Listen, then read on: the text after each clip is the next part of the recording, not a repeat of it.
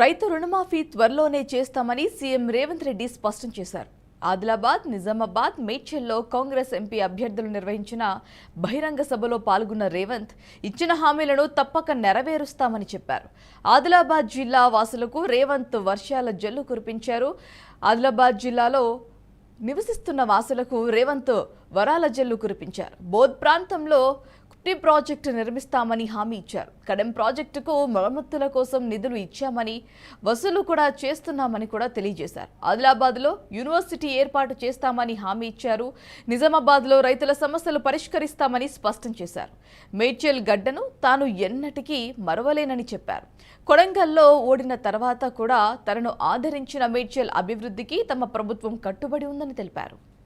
ఎకరాల సమస్య పరిష్కారం కోసం ఆ రాష్ట్ర ప్రభుత్వంతో చర్చలు జరుపుతున్నాం. తప్పకుండా మహారాష్ట్రలో ముంపుకు గురే భూములను ఆ ప్రభుత్వాన్ని ఒప్పించి ఆ ప్రాంత రైతాంగాన్ని మెప్పించి సరైన నష్టపరిహారం వారికి ఇప్పించి తప్పకుండా తుమ్మిడిహెట్టి దగ్గర ప్రాణహిత చేవెళ్ల ప్రాజెక్టును కడతాం. ఆ ప్రాజెక్టుకు మళ్ళీ డాక్టర్ బాబాసాహెబ్ అంబేద్కర్ పేరు పెట్టే బాధ్యత కాంగ్రెస్ పార్టీ తీసుకుంటుందని చెప్పి నేను ఈ వేదిక మీద నుంచి మీ అందరికీ మాట ఇస్తున్నా. ఇదే కాదు, నేను ఎప్పుడొచ్చినా మా నిర్మల్ అర్జుమన్ నుంచి మొదలు పెడితే మా ఎన్ఎస్యుఐ పిల్లలు, యూత్ కాంగ్రెస్ పిల్లలు, అన్ని జిల్లాలలో యూనివర్సిటీ ఉన్నది. విద్యా ఉపాధి అవకాశంలో ఆదిలాబాద్ వెనుకబడ్డది.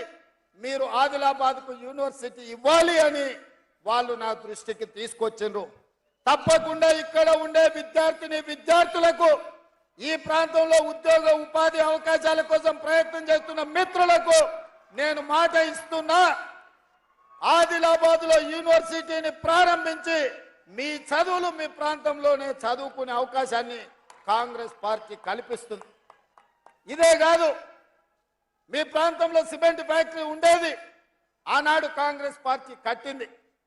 ఈనాడు మోడీ కేడీ కలిసి మీ సిసిఐ సిమెంట్ పరిశ్రమను మూతేసి